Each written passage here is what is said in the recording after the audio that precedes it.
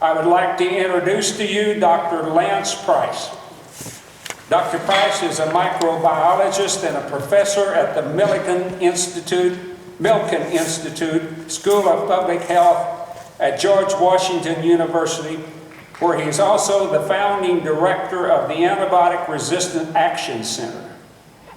Dr. Price published groundbreaking research in 2012 that made the definite link between superbugs and CAFOs.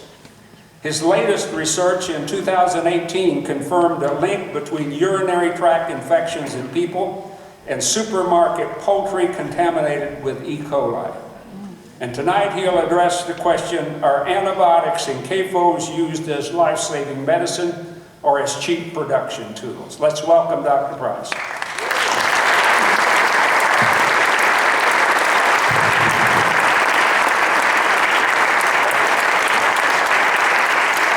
Thank you so much. Thank you for having me here.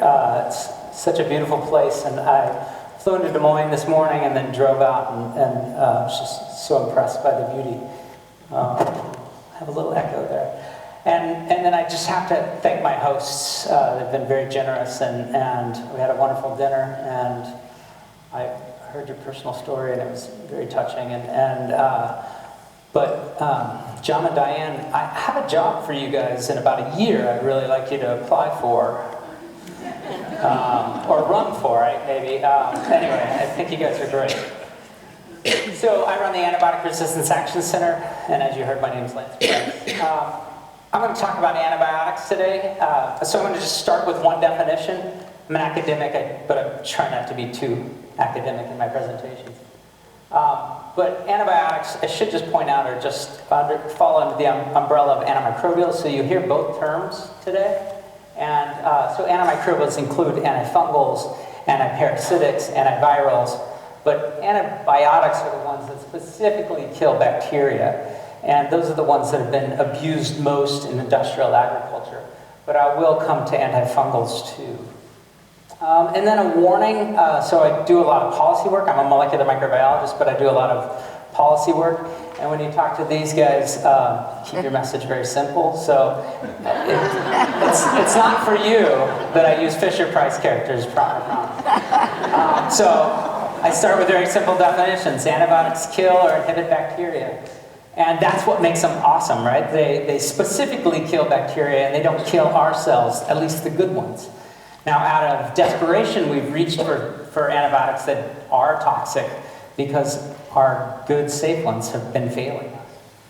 Antibiotic resistance just means that bacteria are no longer susceptible to antibiotics, so they're no longer slowed or killed by them. And for my slides, they get a little lightning bolt. So these are people. These are the people I was raised with. I don't know, they look different today. This is the circa 1971 Fisher-Price characters. You can get them on eBay. And there's some missed messages out there, or it's just communicated incorrectly that people are becoming resistant to antibiotics. And you heard a very harrowing story today. It's actually bacteria that are becoming resistant to antibiotics, and those bacteria then infect people, and those infections are more and more difficult to treat. And sadly, lots of people then die of those infections because the doctors don't find an antibiotic to treat them. So we start to call those bacteria superbugs when they're resistant to all of our best antibiotics. And you've probably heard a lot of the monikers. There's MRSA, methicillin-resistant Staph aureus, VRSA, VRE, ESBLs. They just have all these different, they're usually acronyms, really nerdy words like carbapenem-resistant Enterobacteriaceae, which is just Super E. coli and its cousins. But these are just all fall under this umbrella of disease-causing bacteria that are resistant to our best antibiotics. And this resistance is a direct result of our overuse, both in agriculture and in human medicine. So today we see superbugs that are resistant to literally all of our antibiotics that have now emerged. We also see bacteria, well, we've seen cases like this. I'm going to go ahead and just use this because I feel like there's some variability in my voice there when I'm walking around. So we heard about, I don't know if you saw this story, but a woman died in Nevada of an infection that was resistant to 26 different antibiotics. It was resistant to everything they had, and she died. And there were quite a few headlines, but then, it left the news cycle as it always does, and we kind of feel like, oh, somebody must have fixed that. But I promise, we didn't fix it. Those bacteria are out there, and they're becoming more and more common. So those are bacteria that are resistant to everything. But today, there are bacteria that are resistant to all but one antibiotic, and those have become very common. The bacteria like CRE that I mentioned before. And we, out of desperation, have gone to using toxic drugs like colistin to treat those infections. That's a sign of our desperation. When you had MRSA, they probably treated you with vancomycin, which is another old toxic antibiotic, another sign of our desperation. And it turns out that the use of those two drugs is going way up. And we are not making new antibiotics to treat these infections. And this is a real market failure because drug companies, they don't have a commitment to society. I mean, they have a commitment to their stockholders.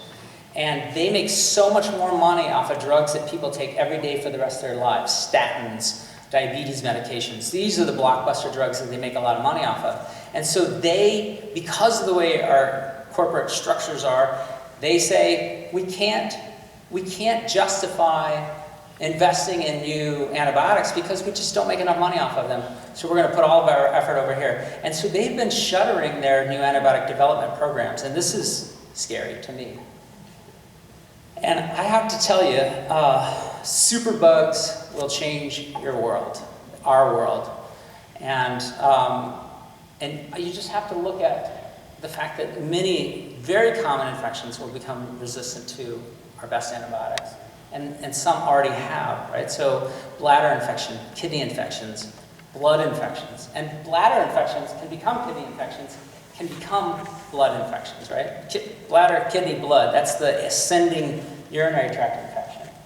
Post-surgical infection, even ear infections in kids are losing their susceptibility to antibiotics. That is, they're becoming more and more resistant. And this really affects the different procedures that we can do in hospitals, right? So we can no longer rely, if we can no longer rely on antibiotics, then it makes it very difficult to do things like hip replacements. Cesarean sections. You wouldn't believe, cesarean sections are really, we need antibiotics for treating post-surgical infections. And then women who are colonized with group B strep, they always get a dose of antibiotics. So just childbirth will become more and more dangerous. And cancer chemotherapies, which brings me to my next point, which is there are these large vulnerable populations. So you think, and they're the ones that are going to really pay the price first. That includes pregnant women, but it also includes aging populations. It's true, 60 is the new 50 or 45 even. 70 doesn't seem old to me anymore because I'm getting old myself. And that's because we've just learned to extend high quality life.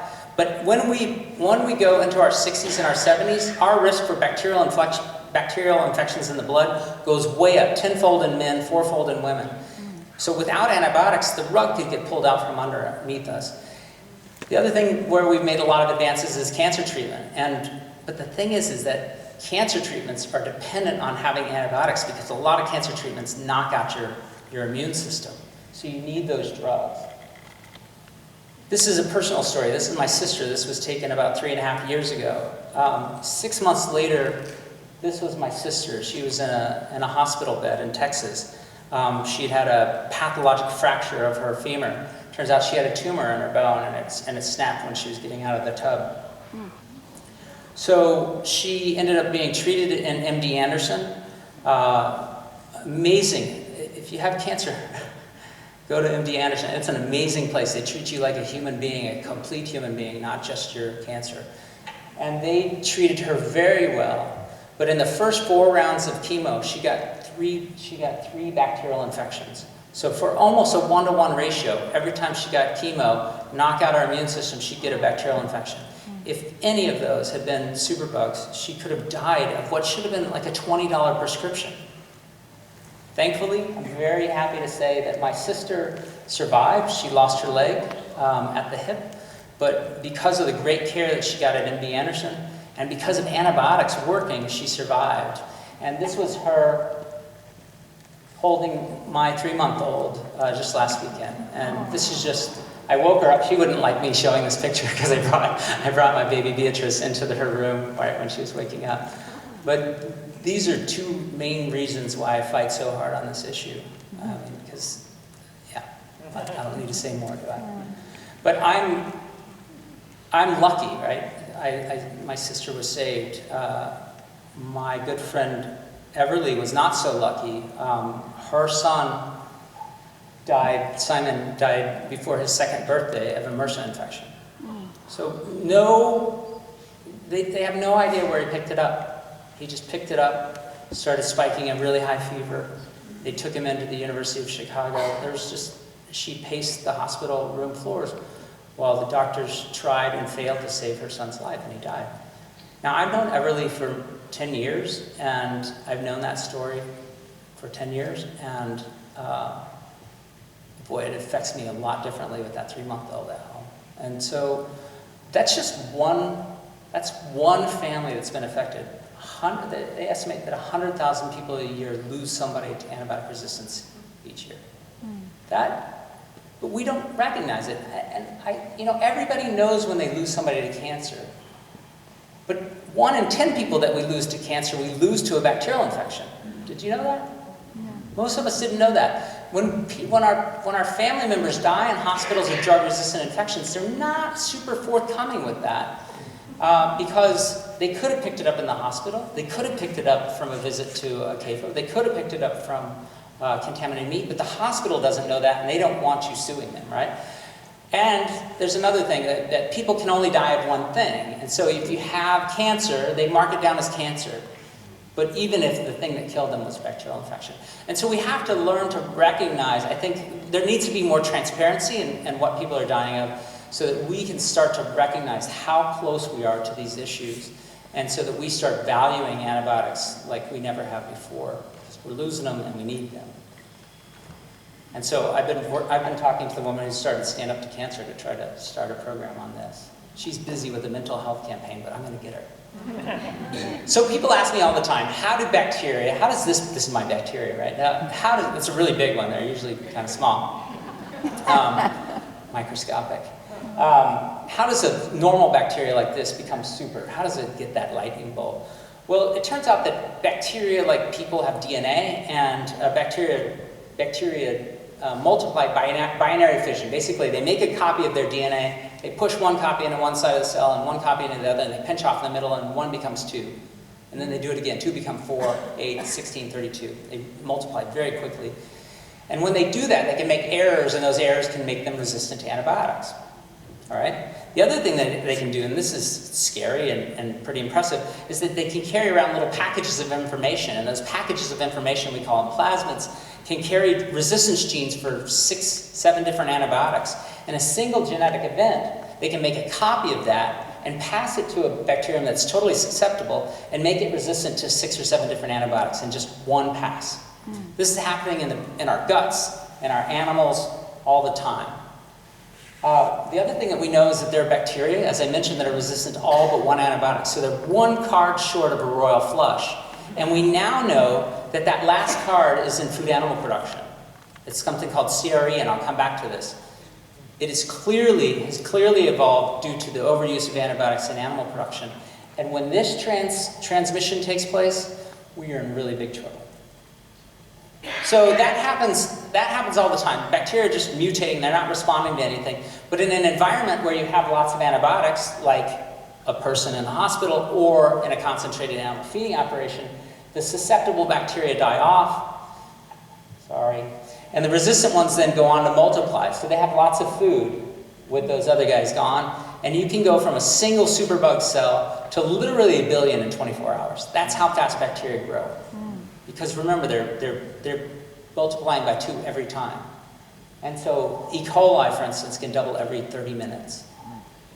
So each time we use antibiotics, we're potentially fueling the growth of superbugs. And so that's not to say that we shouldn't take antibiotics when we need them. When we truly need them, they can save our lives. But we shouldn't use them willy-nilly. And they are being used willy-nilly, both in human medicine and in animal production. And those two things work synergistically to create the problem that we're in. So in human medicine, we're using 7.4 million pounds of antibiotics. That's not pills, right? Pills are heavy. This is the active ingredient, a tiny piece in that pill. And it's not at all controversial to say that a lot of that is unnecessary, that there's a lot of overuse. And doctors will admit it. The American Pediatrics Association will say, yes, we're using way too many. Probably at least half. Close to half, at least a third. This is what we're using in animal production. And this may seem like a small number if you know the bigger number. This is just the amount of drugs that we're using that are the exact same classes that we use in human medicine. So when we use these antibiotics in animals, we're creating or fueling the growth of drug-resistant bacteria that are resistant to our medicines. And then it gets controversial when we talk about what percentage of those are being wasted. So in the United States, we're producing 9 billion animals, and this is a very well-educated group about CAFO, so you know that animals aren't raised like this. Got this on eBay.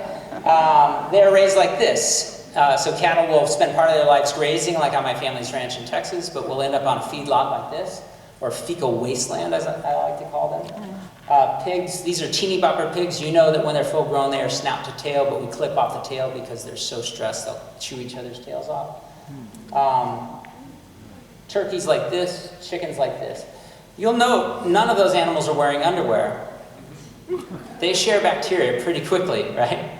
And when you give them low doses of antibiotics in their feed and their water, they're not only sharing bacteria, but they're sharing drug-resistant bacteria, because it's shown time and time again, when you give them low doses of antibiotics, the bacteria, they respond very quickly to become resistant, and then they just spread rapidly in there. And then you have tunnel ventilation systems that can then blow them out into the environment, and then you chop them up and you distribute them to grocery stores around the country. So this is where it gets controversial, though. Most people would estimate, most public health people would estimate that about 20% of antibiotics are used therapeutically, that is for treating infections and controlling disease. So you have a sick animal and you treat the surrounding animals, that's control. About 80% are non-therapeutic, that is until just recently when it was finally banned, after 40 years of fighting, finally banned growth promotion, that is giving antibiotics to animals just to make them grow faster. We still use them to prevent infections that are occurring because of the way we're raising them. So that's what's controversial. I call that non-therapeutic because we're creating the problem that we're trying to prevent, whereas the industry would call that therapeutic. So what are we treating? We're treating production diseases. It's in the name, it's built into the name. We are creating a disease by the way we're raising these animals, and then we're treating them. So I'll give you an example. When you load up the cattle from where they graze to send them to a feedlot, you put them in 2 layers high in these trucks and you ship them hundreds of miles, they get something called shipping fever. Well, rather than change that system of them pooping on each other and getting stressed out, we just give them antibiotics. When they get to the feedlot, they switch from grass, which they were evolved to eat, to eating very rich diets of corn and soy and other things. And so we have to give them antibiotics to prevent liver abscesses because they're not evolved to eat that stuff. And that's justified. That's therapeutic in the eyes of the industry. So the problem, in Fisher-Price style, is that a pig, like a person, has a microbiome, trillions of bacteria. This is not to scale. When you feed them antibiotics, you're going to force those bacteria to become resistant to those antibiotics. When you chop them up to make delicious pork chops, you're going to inevitably contaminate some of those with those drug-resistant bacteria, and then those drug-resistant bacteria can go on to infect people. So that's how it happens from a consumer standpoint. Then you have the people that work directly with these animals. And we know that they have much higher risk for picking up drug-resistant bacteria as compared to the general population, as do the people living in the communities around them. And I'll come back to that. So one big question, a big tough question that I've been working on for years is, how does antimicrobial use in animal production affect people? Or another way, what proportion of the drug-resistant infections in people can be attributed to animal production? This is a really hard question to answer. And I think it's actually unquantifiable, but we're chipping away at it. So the one place where we have very clear evidence are the classic foodborne pathogens. These are the bugs, bacteria that live in animals most of the time. They get affected by the antibiotics in those animals, and then they spread to people periodically, and we see these foodborne outbreaks. Microbiologists are weird. We literally have stuffed animals of diarrhea-causing bacteria. So Salmonella and Campylobacter, they compete for number 1 and 2 cause of foodborne bacterial diarrhea. You probably never heard of Campylobacter, but Salmonella you of course know. The CDC says they cause over 2 million foodborne cases of diarrhea each year in the United States, including 410,000 drug-resistant infections. That can be attributed to historic or contemporary antibiotic use in animal production. But this is dismissed because these are bacteria that don't kill a lot of people, less than 1,000 people in the United States. I guess 1,000 people doesn't count. And then the other problem that I have is that my beautiful clip art doctors here, they never look that way when I go to the doctor, but they don't really think that much about Salmonella and Campylobacter. They think about tuberculosis and gonorrhea. There are now strains of gonorrhea that are virtually untreatable. Scary. And then, at least it would be scary if I was still in college. And then they care about the drug-resistant E. Coli that can cause urinary tract infections and pneumonia and things like that. Well, I can tell you, extended resistant gonorrhea has nothing to do with animal production. It has to do with, horny people, I guess. Irresponsible people, let's say that. XDR-TB has to do with failing infrastructure, public health infrastructure around the world in developing countries, and our sort of inability or unwillingness to invest in public health infrastructure around the world. This will come back to haunt us because bacteria don't respect political boundaries. However, Staph aureus and E. coli, those are bacteria that these doctors do care about, and I want to tell you a little bit about the links that we've discovered recently. And I'm doing it very simple style. I publish a lot of papers on this. We sequence DNA, we sequence whole genome DNA from bacteria, thousands of bacteria a year, and we do evolutionary trees. I'm going to show you in Fisher-Price style. Okay, so Staph aureus, or staph, cause staph infections, or this is the parent of MRSA, right? So methicillin-resistant staph. The 5 C's of MRSA, these are the things that the CDC says leads to the spread of MRSA. Crowding, frequent skin-to-skin contact, compromised skin, so cuts and abrasions, contaminated items, and a general lack of cleanliness. Now they talk about the locations that you should probably avoid, which I think is funny to read this. Schools, avoid those. Dormitories, stay out. Military barracks, households, do not go into a household. Correctional facility, daycare centers. And it used to stop there. There used to be a period there, and recently they added this. In areas where animal handling is common, such as veterinary clinics and livestock settings. The CDC, this is the best public health agency in America, and these guys think and they respond to the science. They added this to their page. So this is a concentrated animal feeding operation, CAFO, hog CAFO. I can't think of any place that magnifies or exemplifies the 5 C's than this. Crowding, contact, compromised skin, they bite each other, scrape against these bars, contaminated, lack of cleanliness. Pig shit by the definition, lack of cleanliness. So it's no wonder that we've seen the emergence of livestock-associated MRSA, or sometimes called LA-MRSA.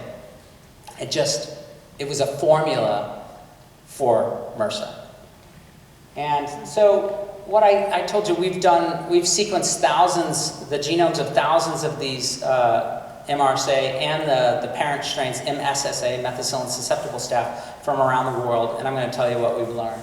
So we've learned that this strain, ST398, sequence type 398, this is the quintessential livestock-associated MRSA, started off in people.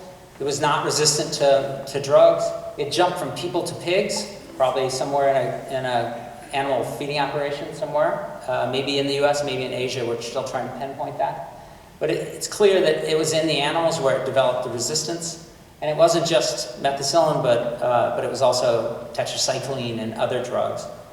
Then spread to the people working with those animals. spread to the people living with those people. So household contacts are at much higher risk.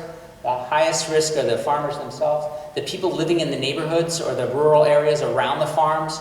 And we don't know if that's due to person-to-person transmission or tunnel ventilation, but it happens.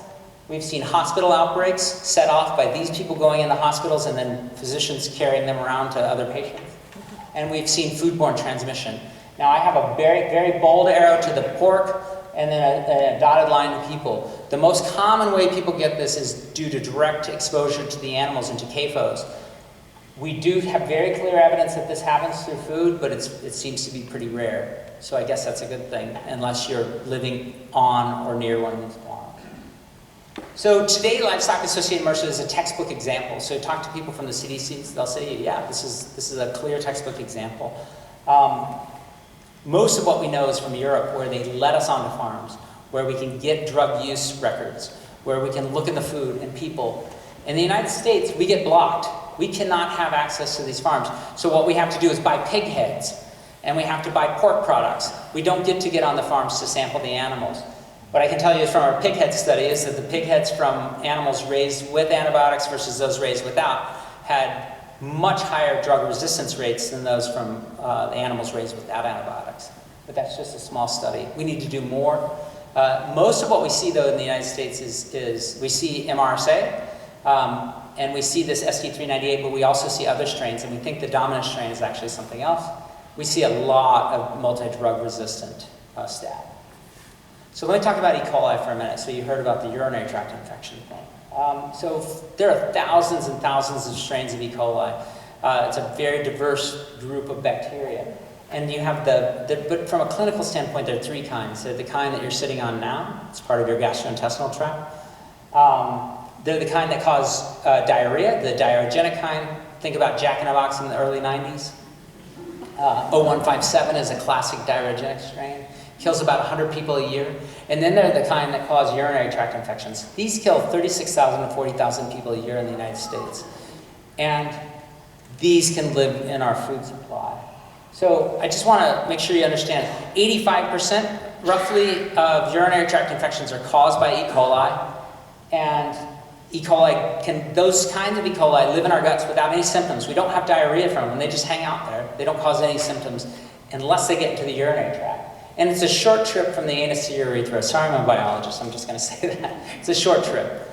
And so the question is, how do we get these disease-causing E. coli into our guts? And we think that this is one route. We have clear evidence that this is one route. And today we estimate that, 300 to 400,000 UTIs in the United States are from foodborne exposure, recent foodborne exposure. Now this is a small fraction of the total cause of urinary tract infections, of E. coli urinary tract infections, but this is a big doorway for drug-resistant strains to come across. So we coined the term foodborne urinary tract infections, or foodies. Yeah, so foodies against foodies, please. And it gives new context to the millions of pounds of antibiotics that we're using in animal production. But I will point out that even though I give the FDA a really hard time, and I have for more than a decade on this issue, we have made some progress in the United States. And we have restricted the use of some of the most important drugs in animal production. There's still some use, but it's really been restricted. However, we've thrown tetracycline to the hogs, literally, and to the cattle. And we've ruined this drug. And so the logic is sort of circular, right? We say, the animal companies say, but tetracycline doesn't matter for human medicine. But it was a really good drug before it was abused, right? So it's sort of circular logic.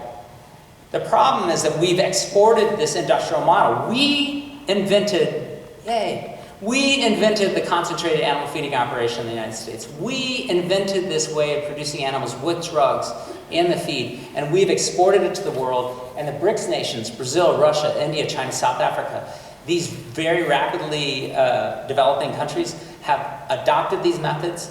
As they develop, they want more and more meat, and they are using every last drug. So they don't have the nuanced, FDA approach to trying to limit individual drugs while still sort of talking vaguely about the problem.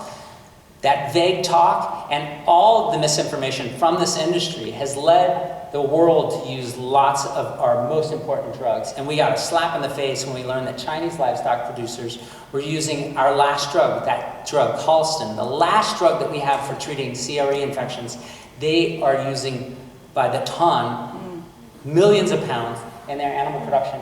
And we saw for the first time a mobile resistance gene, a piece of DNA that can move among bacteria that codes for our last drug.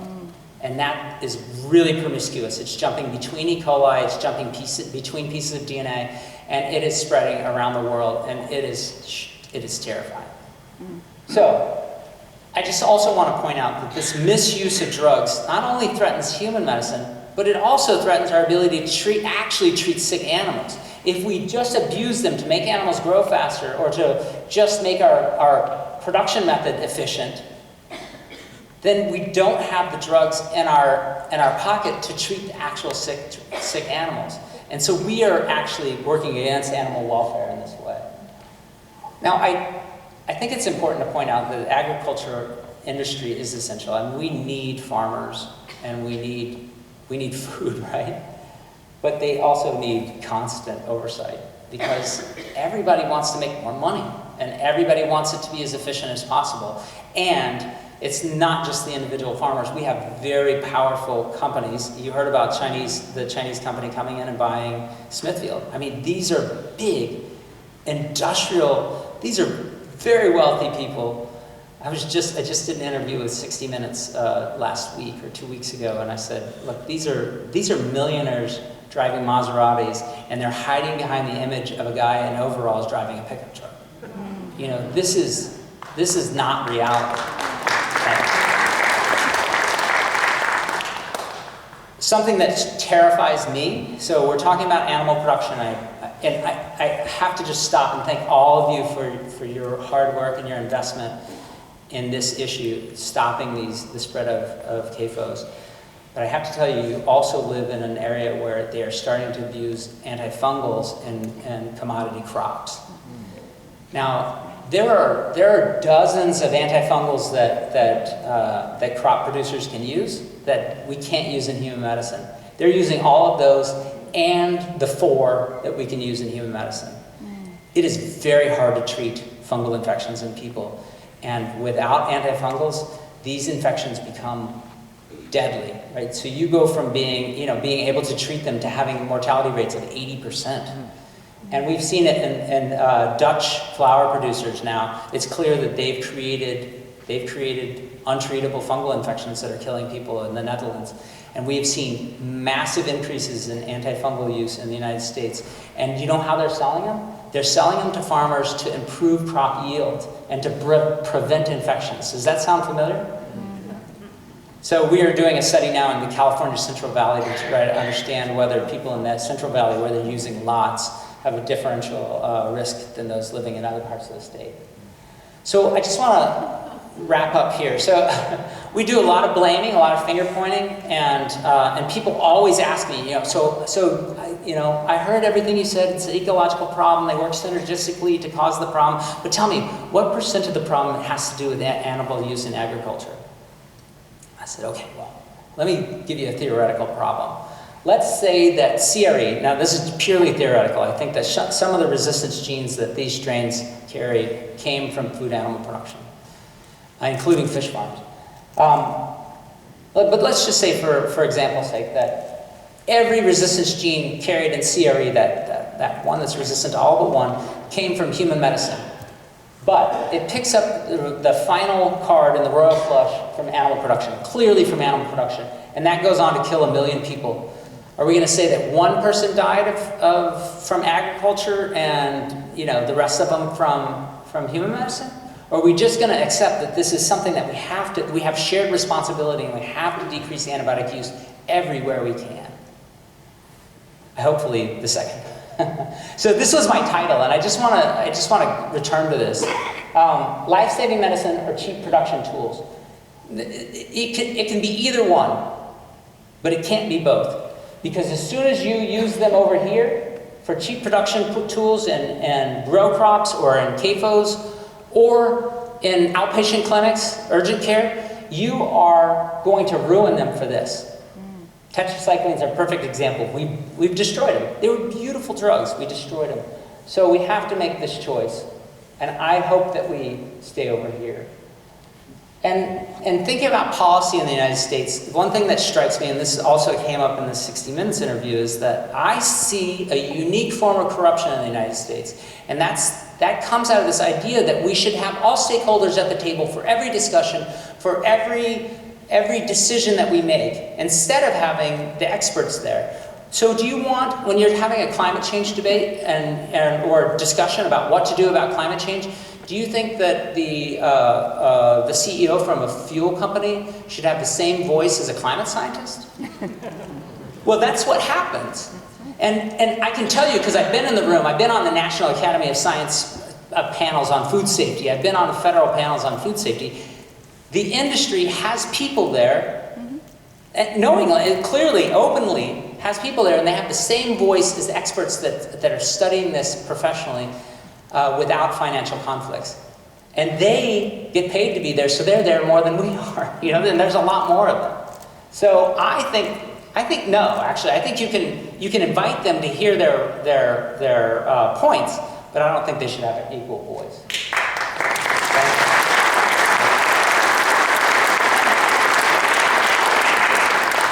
So I need to wrap up, but I just want to leave you with a sense of hope. I spend a lot of time in the Nordic countries to try to learn what they've done to curb resistance. Iceland has the lowest rates in the world. They have average antibiotic use in human medicine, but they have the lowest antibiotic use in animals, and they don't allow fresh meat imported into their country. It's interesting, right? So we're trying to understand why, and I think you should have hope because we can change course. What you can do individually is you can learn more about this issue and continue to learn. I would recommend the review on antimicrobial resistance. Check out our website. We're pretty, lowbrow, but... and then the CD is going to come out with a new threat report, which will summarize where we are today and what we can do about it. You can be a vocal constituent, and I have no doubt that I'm in a room full of vocal constituents, and so I thank you for what you do. I'm going to stop. You can be a good antimicrobial steward. Don't go in and demand antibiotics. People do it all the time. People tell me all the time, yeah, I made them give me an antibiotic. They told me it was viral, but I wanted to, hedge my bets. It's not a zero risk thing. You can have, there are deadly diseases that you can get from having antibiotics, actually, unnecessarily. You can throw off your gastrointestinal tract, and you can get something called C. difficile, which poisons your gut and kills you. But push back on doctors who are just trying to throw them at you, because this is something that they're doing very frequently, especially in urgent care. And then finally, be a conscientious customer. Talk to your farmers markets, your meat raisers, your farmers, and ask them how they raise their meat, how they use antibiotics. And let's push for an industry that raises the animals, that promotes their health, and obviates the needs for antibiotics. Yeah. And with that, I'll stop. Thank you.